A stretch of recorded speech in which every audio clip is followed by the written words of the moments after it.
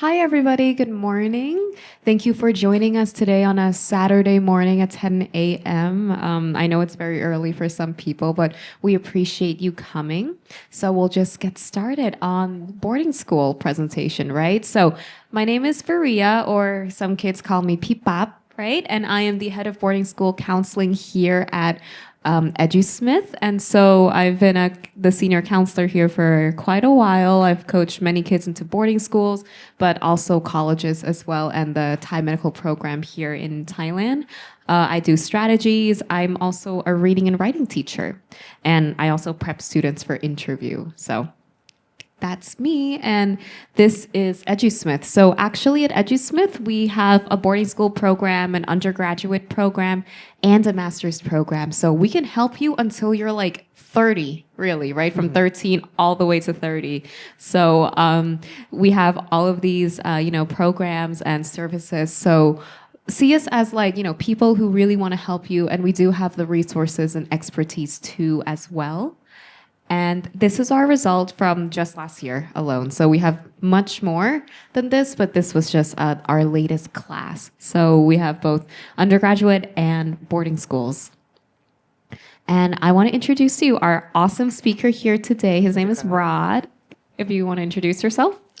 Good morning, Sawadee. My name is Rod, and as you can see here, I am not just an admissions officer from one school, but I've actually worked at 3 institutions.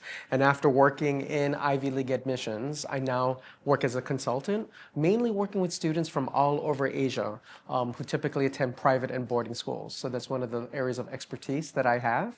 And thank you so much, EduSmith, for bringing me here as one of the premier and the highest reputation companies in Southeast Asia. This is a real credibility to the organization that I support what they do here because they're doing a phenomenal work.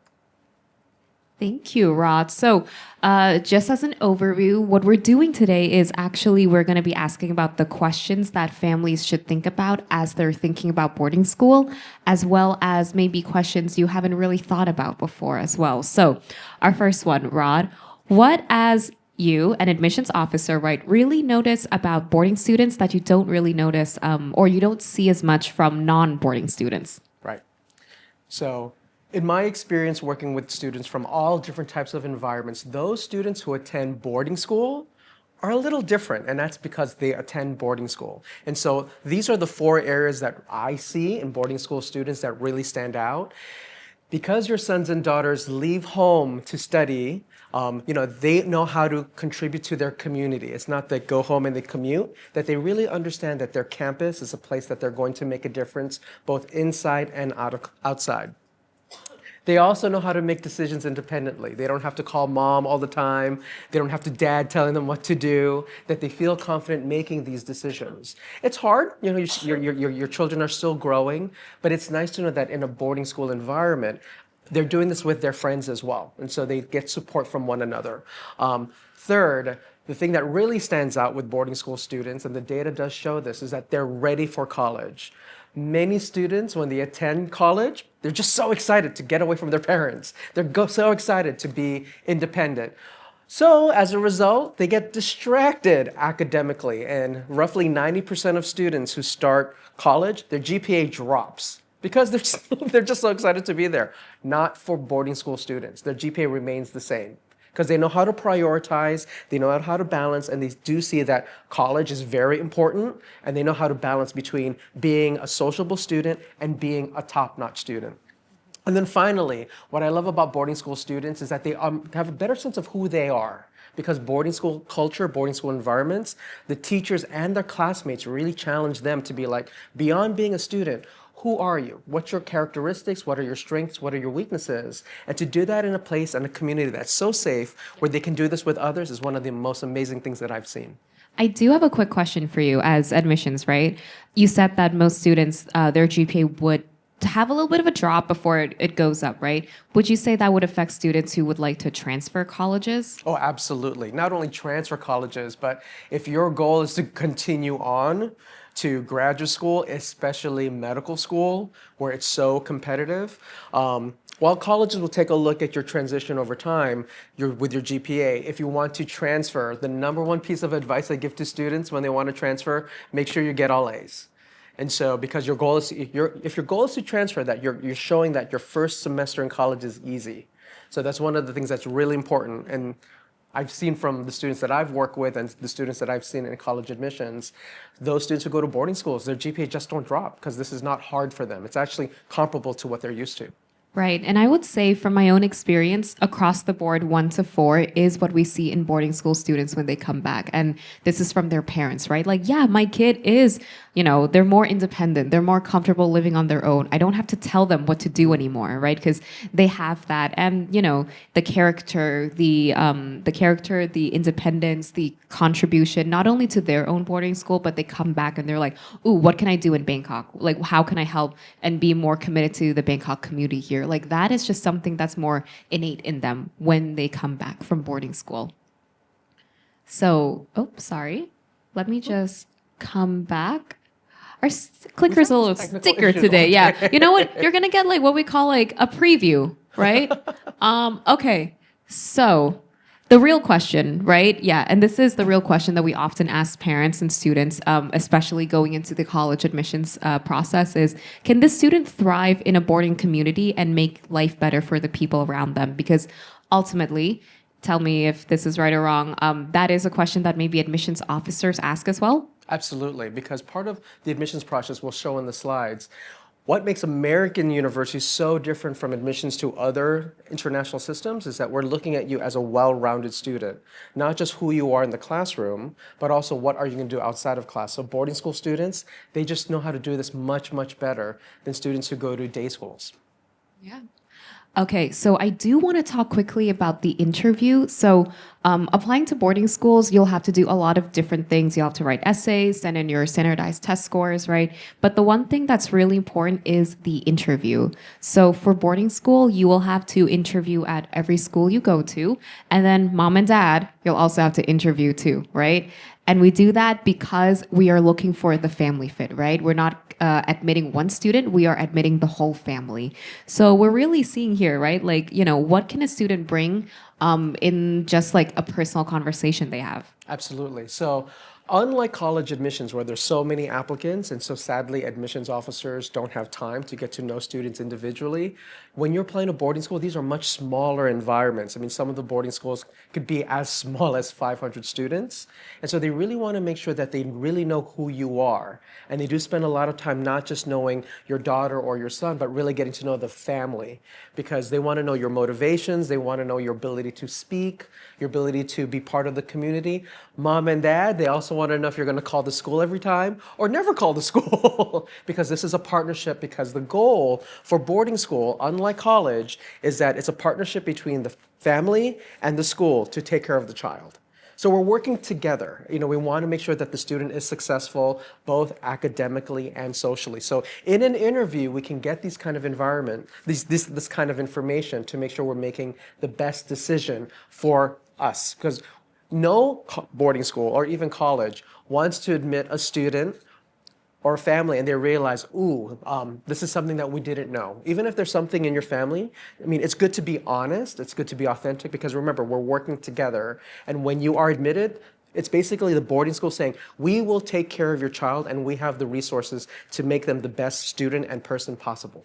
Right. So like if you go to like a boarding school, I think this is at Faye, a junior boarding school, first meeting, they tell parents, we are now in loco parentis mode, as in we are now the official guardians of your child. So we want to know, is this a good fit for a child to be coming into our family? We've built this family for over 100 years now, right? 150 years. So the schools have a strong identity already. They know who they are. They know their community. So if you go to a school that's very outdoorsy, like a Kate school, right? Where the kids go surfing and hiking for fun on the weekends, and you get a sense in the interview, like, this kid doesn't really like the outdoors. They're probably determining this is probably not the right fit. But if your kid goes in and you're like, actually, my favorite thing to do is go hiking with my family when we can because we live in the city. That's another thing of like, great, this could be a great fit. And we're not just talking about academics here, right? We're talking about everything else. Great. So, great interviews help admissions team sees the person behind the application and the family behind the student because they know that you've done a great job raising your own children and now they're kind of, taking the next step and helping them, as well as you. So you guys are now working together. So the next question, Rod, as an admissions officer, why do you guys, or why do, top colleges really like students from a boarding school? Right. And so if you take a look at the data here, you can see that this is all boarding schools in the United States. These are the top 5 colleges that they attend. So these are pretty impressive institutions all over the country. Something as big as NYU and something as a little bit more intimate like Georgetown. But these are the power centers of American higher education. And we also see that true with the UK boarding schools, where these are the top colleges that UK students attend. So of course, you expect the best if you're going to the best boarding schools. And so beyond the data, and we have it for one more slide here, even at Harvard, the Harvard Crimson, the student newspaper, did research on the high schools that students attended, and they found out that 1 out of 11, so more than 10% of the students at Harvard College attend 21 high schools. And if you look at the list of high schools, there are schools in New York City and Boston, but also a lot of boarding schools on this list. So the data does show that if I go to a boarding school and I do very well, the chances of admission are high. And I think the one way that I've always shared with parents who ask me, like, should I send my kid to a boarding school? Where's the return on the investment? The reality is this as an admissions officer. The admissions officers at the top universities, we all have relationships with the top boarding schools. Many of our former colleagues in admissions actually work there in the admissions office. I could work at any boarding school in admissions if I want to, but I like my life, so I don't want to go live in a small little town in New England.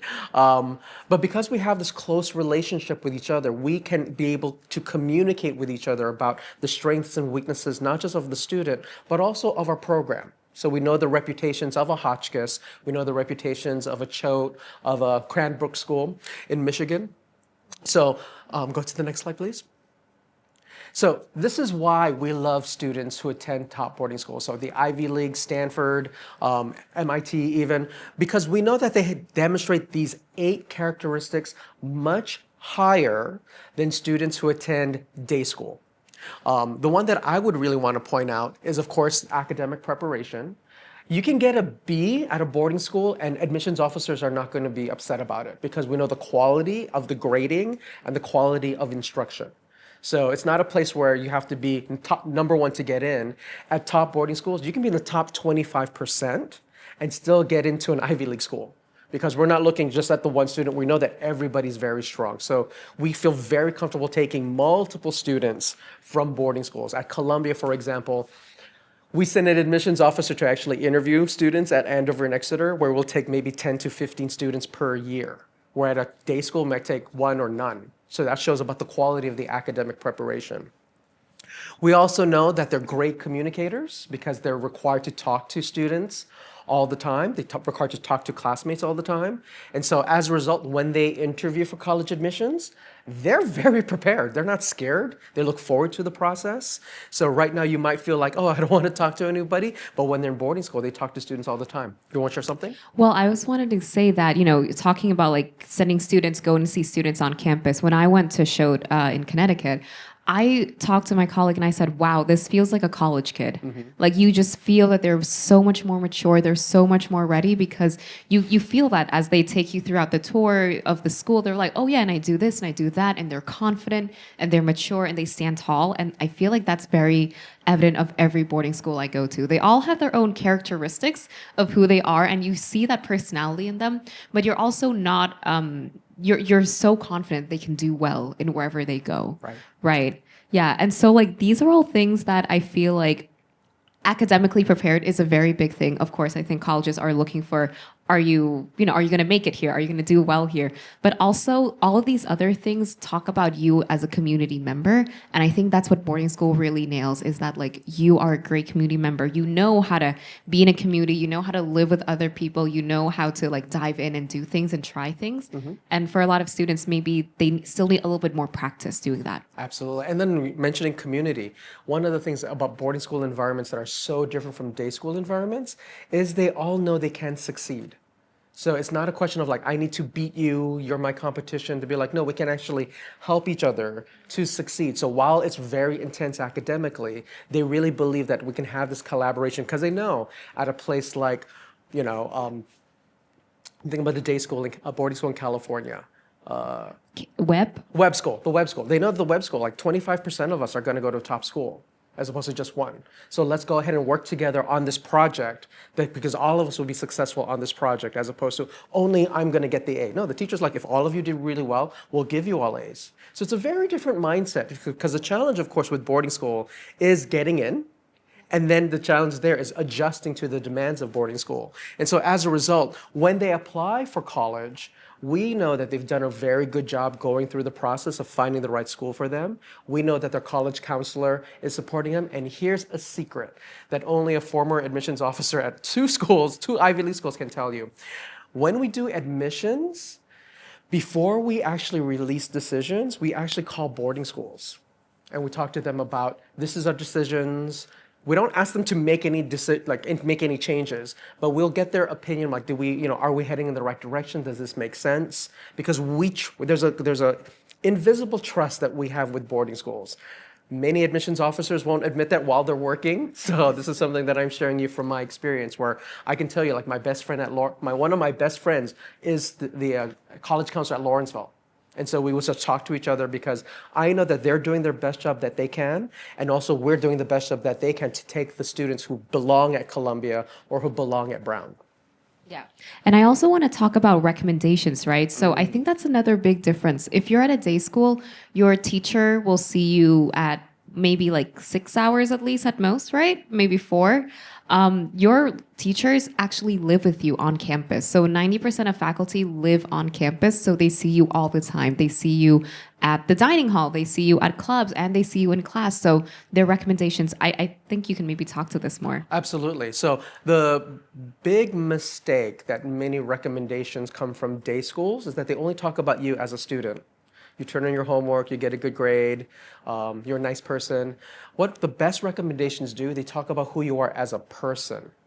And so when you have, if I'm living at a boarding school and my math teacher is also my Model UN coach, also my tennis coach, that I'm going to see the student in so many different environments. And so when I'm writing the recommendation shows me 3 versions of who you are, where if you attend a day school, I only see 1 version of who you are. And so which recommendation do I trust? Which recommendation am I more excited to meet? Will always come from a boarding school. All right, let's move on for a bit. So basically, from a lot of the information we just gave you, it shows that boarding school students are ready for college, right? There's a reason they call them prep schools or preparatory schools, right? They're there to prep you for college, and they have the know-how. These schools have been here since the 1880s, right? The 1800s, really. Some schools are alive before even America, the Yes. Declaration of Independence was signed. So these schools are as old as America itself. They had a lot of time for trial and error, so they know what they're doing. They have a good system in place, so they know exactly how to prepare you. Right? So, third question, how does attending a boarding school improve my admissions chances? So as an admissions officer, the way that we review applications is that we divide students into schools, and then we read all applications from one school. So we don't go alphabetical order and get really confused. And so when I'm reading applications from the Asheville school in North Carolina, I'm reading all the students from Asheville together. But before I read applications, I know the quality of the school before I start. Be like, oh, this is a good school. I know their strengths. I know what they offer. And so I'm excited to see those students from that school because I know what that school offers. So imagine that. And sadly, there's a lot of international schools. When I look at them, I know nothing about that school. So I'm spending so much time trying to know that. That's the advantage of boarding school, is the reputation. that you're going to get this reputation carrying you. There's a reason why we like graduates from MIT and Stanford, because of the reputation, you know. We know that before they open their mouth, we know how smart they are, similar to boarding school. The thing that also makes boarding school really stand out, and because the great thing about many boarding schools is, remember, a lot of the resources are for your children to grow and learn in multiple ways. They still teach classes like Greek and Latin at some boarding schools. You don't see that at many private schools at all. They still have unique resources to do theater and do science research. Like at some boarding schools at Cho, they actually tell students to spend a summer to do research on campus, or they connect them with faculty at Yale to do research. So these are things that you don't have to shop and find on your own. Like, they provide these unique opportunities. We've mentioned great recommendations, and also the communication. I cannot stress that enough. I work with a lot of families from international communities, and one of the things that I assess them on, or the children, is their ability to communicate. Because if they can communicate well with me, I know that they can communicate well with an interviewer, with other adults when they come to college. As we know, when students go to day school, they do their work and then they go home. And so they can still be that same person. They can't advocate for themselves. They can't talk about unique ideas. And so the communication skills and the essays that students present are just much more vivid, much more authentic, because they know who they are. Where if I took a bunch of essays from day school students, I'll be like, there's a lot of similarity. Where kids who go to boarding school, there's a lot of differences. So it's like an amazing buffet. Like, I want to try out all the different flavors. Where here, I feel like I'm eating different versions of rice. So, white rice, fried rice, white rice, fried rice. And so that's why I'm excited about boarding school students, because they've learned how to do that because their teachers and their classmates have asked them to do that for 4 years. Where here, they've only doing it for the senior year because now they're applying for college. And I want to talk about the opportunities that boarding school has too. So, like I said, that every boarding school is a little bit different. So are the opportunities they have, right? So like at Lawrenceville, you could do research, not only in science, but also in like humanities, right? Like deep humanities. There's a great program at Hotchkiss where you spend a summer at Yale learning how to do bookbinding. But it goes into like archival research, right? Historical research, how to handle documents and fragile documents, right? So every school has their own thing that is really unique. So I think it's a great time to see like, okay, well, what do I want to do? Or what do I want to try out, right? And does that boarding school have that opportunity for me? Yeah. So really, just to summarize, right, boarding school can strengthen an application not just through academics, but through your visibility, opportunity, mentorship, and personal growth. And I want to say something about the faculty at boarding schools. They have to live there, right? The schools, like, you know, they provide housing, you live there. They don't live in a dorm, they have like a nice apartment, but they live there, they want to live there, right? So these are people who are really invested in your kid, right? They are like educators at heart. If they don't want the job, they wouldn't be there. So they really want to be there for your kid. So you can feel safe that like, this is not only somebody who wants to take care of my child, but will go above and beyond. And also boarding school gives them stipends too. Like, they get money to take care of your children, you know, so depending on who they are, how many kids they take care of, they might get a stipend of X amount of dollars a semester. And then they could say like, okay, kids, do you want pizza tonight? On me, right? It's really on the school, but it's how the boarding schools think of that, right? To put the extra mile in to make the students really feel safe. Yeah. Okay. So if you want to talk more about like, you know, top colleges, what do they see in boarding school students, right? Right. So, of course, we've talked about academic preparation and the communication skills. But this is the other thing, too, that we like about boarding school students. And a small warning, because boarding schools are not this perfect place. And we go back to that independence and resilience. Boarding schools do have a lot of rules. And so rules about your behavior, rules about cheating that public schools don't have, that day schools don't have. And so as a result, when you do break the rules, it does have consequences. But the great thing about boarding schools is that they will teach you how to grow from those mistakes. So it's not like you do something wrong, they'll kick you out. But part of it is, of course, they want to make sure that everybody believes in the same rules, where at public schools, no one's checking if you're cheating. And that's why we're skeptical about some of the grades from public schools. We're like, especially with AI now, that we don't know what they're doing outside of school, but at boarding school environments, we know that your papers, your exams really show the quality of who you are as a student. The other thing, too, about the sense of globalness and the sense of awareness, because once again, if you go to a day school, homeschool. But here, when your roommate is from another country, when your roommate's parents are working in really awesome industries, like you can't capture how amazing that's going to shape your environment. I'm fortunate, like I said, like Rory and I, we work with a lot of kids who go to boarding schools, and the benefit that they get about just meeting people from different parts of the world and different industries. I mean, they can say, oh my God, what are you doing this summer? Like, oh yeah, I'm going to go to Japan and visit my friend, and the dad works at like Sony. I'm like, oh, that's cool. Like he's going to show me Sony for 2 weeks. Like you can't get that at a day school because that's who you're interacting with, who you're engaging with. So the sense of knowing that the world is much bigger than Thailand and everywhere else, that you can know like, okay, I can see my life in so many different places because of the variety that I meet and the variety of people that I meet in boarding school. And back to the boarding school as well, because these environments are small, everyone is expected to make a difference and step up and lead. You can't just go home to your dorm room and sleep. Your classmates don't do that. So your roommate's going to be, hey, we're all doing these activities. Hey, let's do this. The thing that we're not talking about boarding school that's really important is going back to the care of boarding schools. It goes beyond just academics, right? It does. It goes about their health, their diet, their wellness, their sleeping. They want to make sure that you have all the resources to succeed.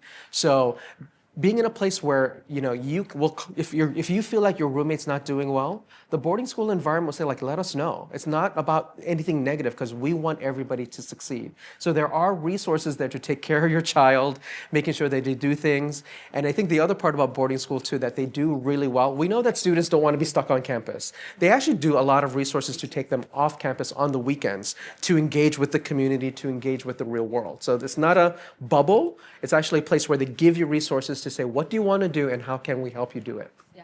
So I talked to a head of school once at a boarding school in New York, and he says, for across all boarding schools, the campus culture is it's cool to do things, right? Like the cool kids are the kids who are smart, who are involved, who are doing sports. Like you're kind of uncool if you don't want to do anything. And that's the culture at boarding school, right?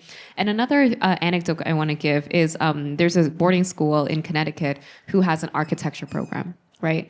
They actually, on the weekends, as part of the architecture program, they take kids out to go see different architecture programs at different colleges, right? They're like, this is a very big commitment you're going to make. It's a very hard major. If you want to do it, the teacher is a university professor of architect themselves, right? So they're like, let's go see different programs, see if you like it or not. And like, that's not something you'll get because you can just drive up, right? They'll rent a school bus and they'll just go up and see a school, right? And then it'll be done within a day. Right? So yeah, these are really cool opportunities. All right, the bottom line, right? There's character, you're purpose driven, you're ready, not just for college, but the future, right? You're laying down the foundation of who you will be for the rest of your life. And of course, there's community focus. Is there anything else you want to add? No, I mean, so the decision between boarding school and day school goes beyond, am I going to get into a top college? It's really giving the opportunity for your children earlier than others to see that you are more than just a student and you are an artist, you're a thinker, you're a leader. And because boarding schools give you so many opportunities to develop that, when they start looking at colleges, they naturally look at the top colleges because that's where they can build on those opportunities. So it's kind of a result of sending you to boarding school, where I think when I look at students who go to day school, they just know that they're a student and they don't realize that, what's their future, what they're ready for. And as we see, things have changed so much in AI just in the last year. And we know the economy is changing it's making things a little bit tough. And we see these college graduates now be like, I don't know what I want to do. This thing called AI is taking over. And I can say confidently that boarding school students, they're not scared of that. They're like, we learn to adapt. We learn to adjust. We're going to talk about AI more extensively in a minute, but that's what I see about just boarding school students in general, that they just feel there's just something special about them, ready to take on the world. I think it's the idea that if you can move away from home, right, even if home is an hour away, right, but you're now effectively living there on your own, being independent, it does build that confidence in you that you can take on things. Yes. Okay. Oh, sorry. Let me just do that again. Okay. I think that is our... number 3, right? Yeah, number 3. Sorry. How do we know what's the best boarding school? So I'll talk more a little about this, right? So I think it's very easy for us to okay, let's Google boarding schools, top boarding schools in the US, right? And then we'll get a website that's a ranking, right? Of like, here's like 1, 2, 3, 4, 5, right? So of course, there's definitely prestige and reputation that Rod talked about. But I do want to say prestige matters less if you're not thriving, if you're not doing well. So like Rod, can you give me an example of like a kid who's doing okay at Exeter versus a kid thriving at like a Mercersburg? Absolutely. So the thing with rankings, if you look at most rankings for high schools, boarding schools, and colleges, the number one factor they look at is resources. And so there's this very strong correlation on the top boarding schools and the top colleges on being rich and old. So that's great if you are looking at a bank. But the reality of boarding schools is about how they use their money. Because they're old, what are alumni doing with that? And so that's why there's so many different opportunities at different boarding schools. And so working with Varia to be like, this is my student. Yes, we want the best education. We absolutely know that because you're paying a lot. And there are some boarding schools that now give scholarships. A lot, yeah. So that's also an opportunity for you as well. So you can look at schools that give me the opportunity. But yeah, you could be you could go to a place like Andover, Exeter, the prestigious American schools, but realize, well, at that environment, they might not have a unique academic program that Mercersburg might have. And so I really want to do something in Mercersburg because it really stands out. The number one thing, no matter where you go to school, day or boarding, is show that you're a successful student, leader, and member of the community. And that admissions officers know that. So really think about when you're looking at places, and quite honestly, I'm someone from Hawaii, and I went to college in New York. And this is funny because when I applied to top schools, and it relates to looking at boarding schools, because I can imagine families in Thailand, mom and dad think the same way too. When I went to school, and then I got into all these universities, and then I started looking at colleges, the number one factor for me when I started looking at colleges was how close it was to the airport. This is before Uber. This is before like taxis. Because I'm like, if I need to fly home, because my grandmother says I'm not feeling well, I'm like, okay, how close are you to the airport? So I can easily get on a plane to get to Honolulu as quickly as possible. I can see that being very important to your sons and daughters, like how easy it is to get back and forth just in case something happens. If you have family members nearby, because remember, even though the boarding school will take care of your child, if it's easier to be like, oh, there's an aunt and uncle in the area, that makes the decision much better. So when you look at boarding schools, yes, colleges will take a look at the reputation, but remember, we know the quality boarding schools in every state and every country, and we don't compare boarding schools in different regions to one another. So if you go to the Webb School or the Asheville School or Shattuck St. Mary's in Minnesota, they're only competing against those students. So if you're really smart about this process and you will open the doors for them, there's some boarding schools where you will go and really stand out because not only are you the only Thai student there, but you're really taking advantage of some unique opportunities that they can have where if you went to Andover or Exeter, you're competing with a bunch of Asian international students to stand out. So that's one of the things to think about when you're looking at fit and match because it goes beyond just the reputation of the school. Just to talk about Hawaii for a moment, because I love that place. Hawaii Prep actually has a partnership with NASA. Because geographically they are in Hawaii and they have the best places to look at stars, right? Mm-hmm. So, you could go to a great boarding school in New England, but there's a boarding school in Hawaii with a NASA partnership, right? So like that really, and like you might have not heard of that school before, but that shows you like the journey to make sure it's the right fit, right? And the second thing is, I would say all of these would matter for college as well when you're looking for colleges, but making sure it's the right academic fit, right? I want the kids to be challenged, but not overwhelmingly so, right? Not to the point where they're calling mom and dad crying, being like, Mom and Dad, I don't know if I could get a C or a B tomorrow, right? Like that's not healthy. We don't want that. We want you to feel confident and supported, but not way too much that, you're not complacent, but you're not being pushed too hard. The second thing is social fit. So every boarding school is different because of their location, because of the campus culture that they created. I've been on phone calls with admissions directors and they've told me like, great kid, Ria. Oh my God, amazing kid. They're not going to like it here. right? They're just not, right? Because of their personality, because of their interests, right? And that's okay because that's what we're looking for. We're looking for a social fit. Like sometimes the feedback is they do seem they need a little bit more handholding, and that's not who we are, right? Or actually they seem a little bit too independent for us. We're very supportive here, and maybe they won't like that culture. So we need to make sure it's the right fit. Personal growth, right? Independence, confidence, resilience. This could really go down to like, do you want to be in like a very suburban boarding school, or you want to be like closer to a city like a Concord Academy in Boston, right? That could really help with independence, resilience. But again, right? Do you feel more independent when you're closer to nature and you can go take hikes, or when you have the ability to take a train to go see like the Met? Right? And of course, opportunities, we talked about that, activities, right? Maybe there's like a really cool sport you want to try. And like they don't have that here, right? So very big difference here. There's ski teams.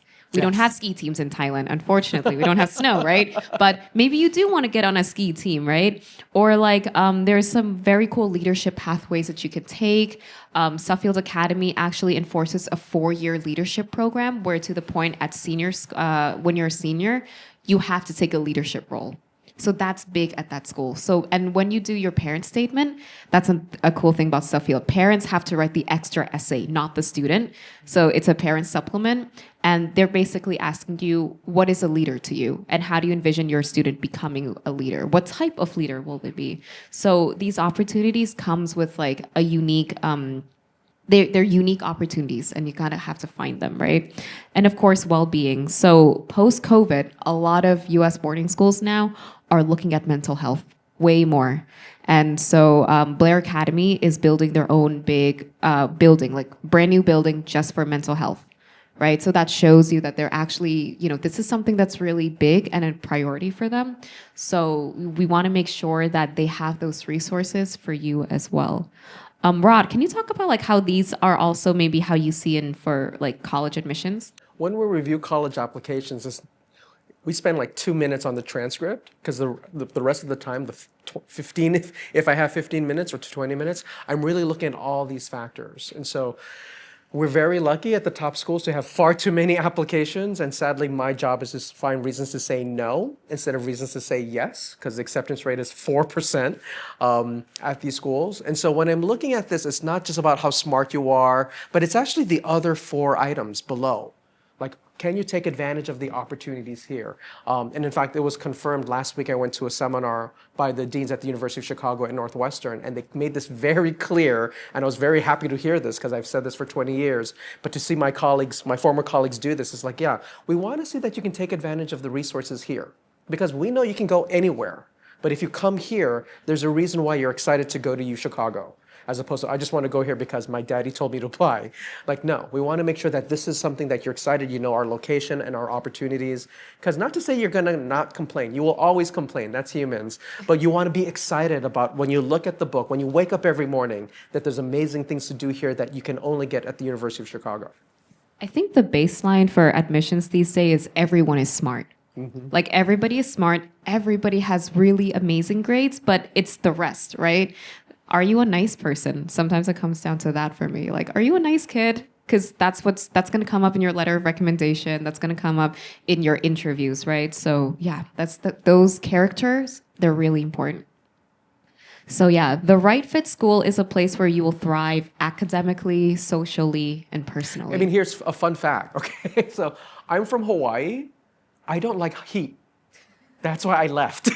So when I came back here, I'm like, oh my God, it's humid again. I'm used to living in the mountains, but going back to fitting, and so I went to college in upstate New York, and I loved it because it was cold. Why? Because you could study inside.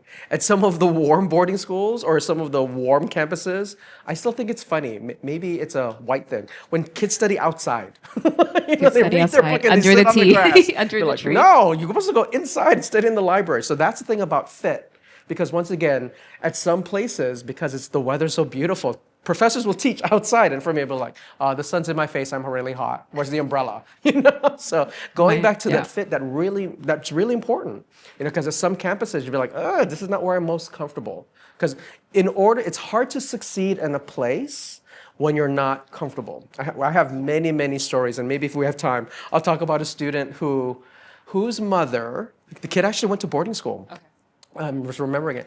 And then when I met the student, I'd be like, you're such a New York City kid. Like the way you behave, what's important to you. So of course the admissions process came out. Student, best school he got into was Duke. And so he asked me, where should I go? I'm like, you should go to NYU. But mom says, no, Duke ranked higher. Goes to Duke. And remember, he went to boarding school. He's confident about what he likes. He's not a partier. He's not like that kind of person. His idea of a good time is going to orchestra concerts, going to art galleries. And at Duke, that's not the right fit. And so when he started to struggle academically, he didn't feel comfortable asking his friends for help. Where he did that at boarding school. Like my friends would know it would help. They'd be like, well, I don't know. We don't know who you are. Why would we help you? So his grades dropped. Okay? So this is a good example of like finding the right fit. Luckily, mom called me in October. My son's not doing well. What can we do? And so like, well, let's see if we can try to transfer. And remember, transferring is like you want to get the highest GPA possible. This was one of the cases where the student's grade did drop because he just wasn't fitting in. Anyway, he reapplied as a transfer student, got readmitted to NYU, which was amazing, went to NYU.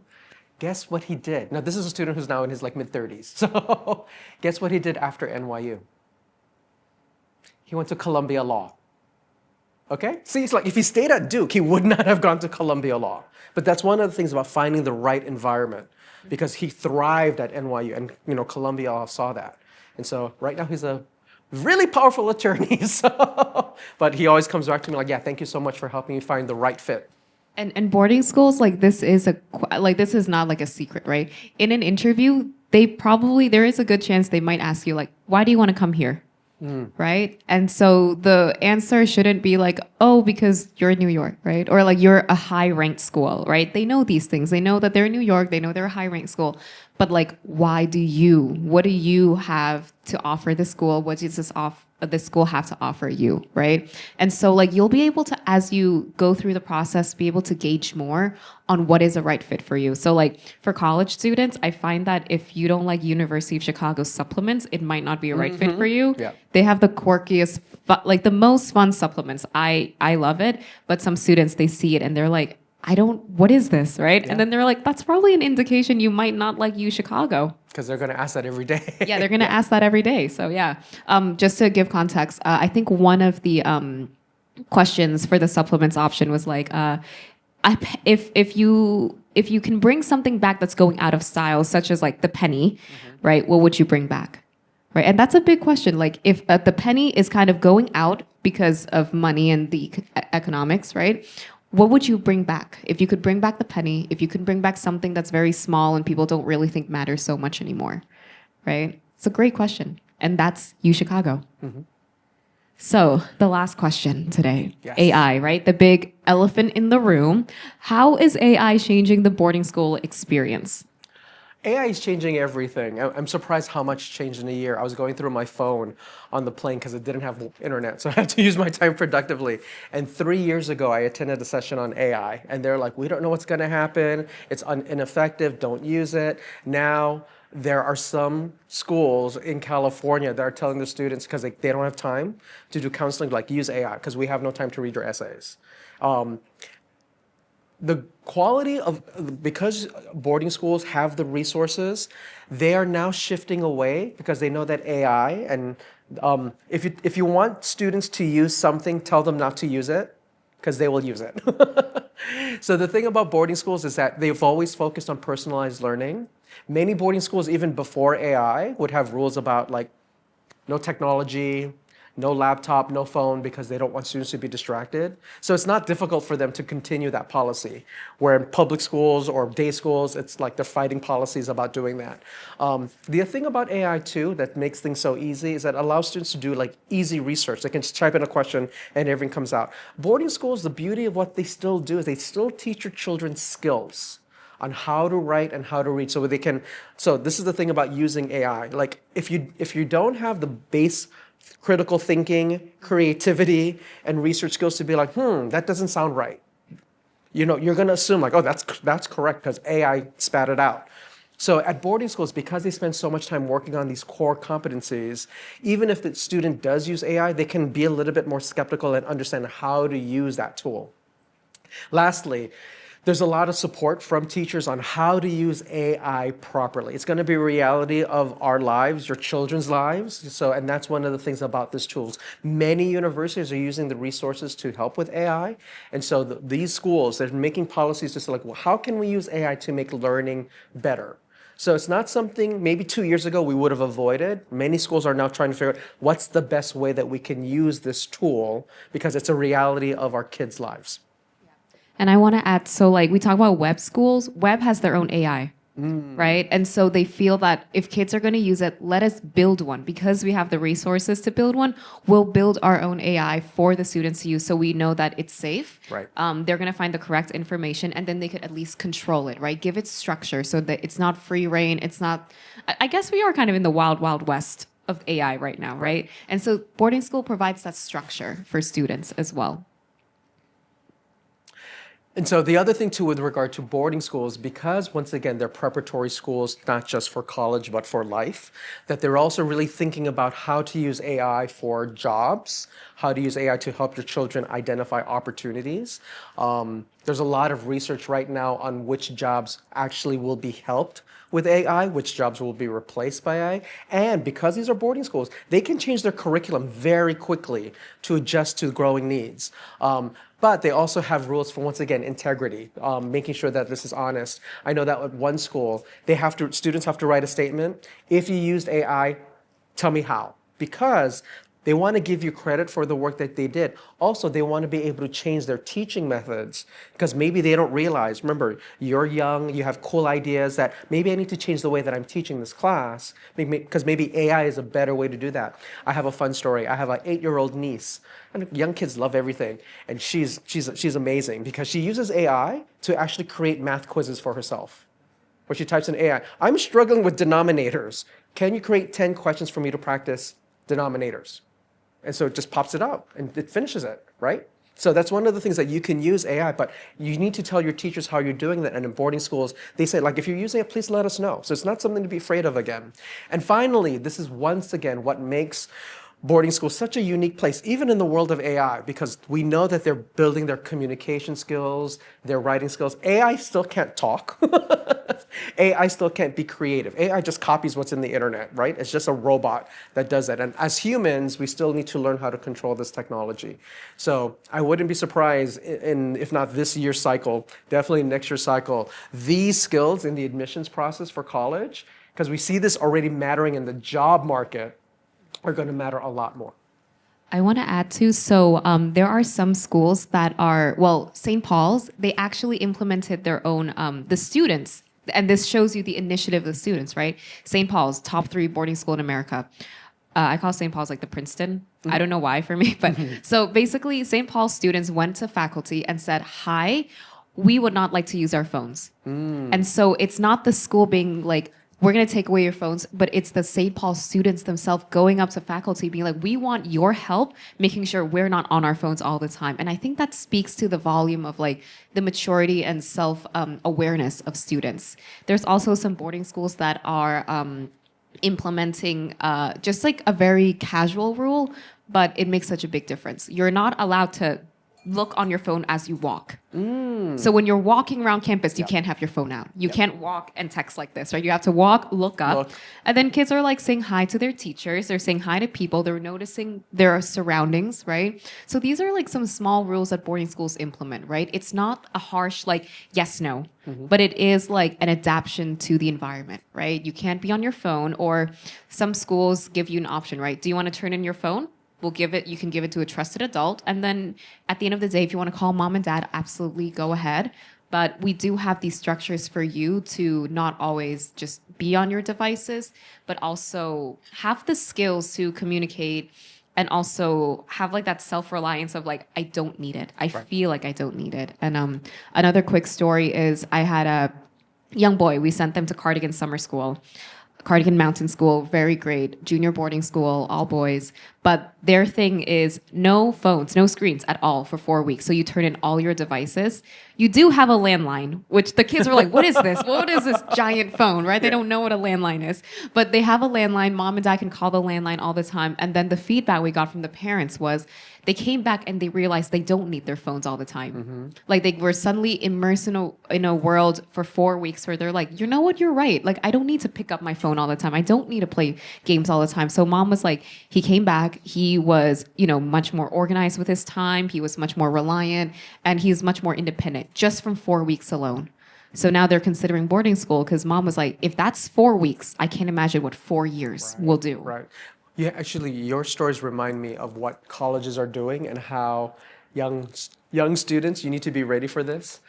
So because of AI, many universities are now requiring students, and the top universities are doing this more than the non-top students because they have the resources, that you actually have to handwrite papers or do handwritten exams. So the boarding schools are changing their assessments to be like, okay, since we know that the Ivy League is requiring you to sit down for 2 hours to write a paper, we're going to now do that as opposed to typing it in. And then because AI also can allow you to do things, and they're doing this at Yale. If you do a research paper, you actually have to have an individual appointment with the professors to talk about your paper. See, communication skills. So if you're not used to talking about your ideas in high school, and now all of a sudden your professor's like, sounds like you copied this online, you're going to fail the assignment, even though you're a smart kid, you got into Yale. Boarding schools are already changing that. So you can see the humanness factor is actually going to increase more because of AI, because AI can do so many things that we take for granted. So as you can see, boarding schools are well prepared to prepare students for these demands in our society. Yeah, and just talking about AI and writing and essays, right? For very young kids here, you might not know, but if you want to apply to Brown, you have to submit a video now, right? And so again, the human is coming out, right? Because we know AI could probably write your essays. You need to supplement that with something else that shows us who you really are. So like other skills are also becoming more important as well.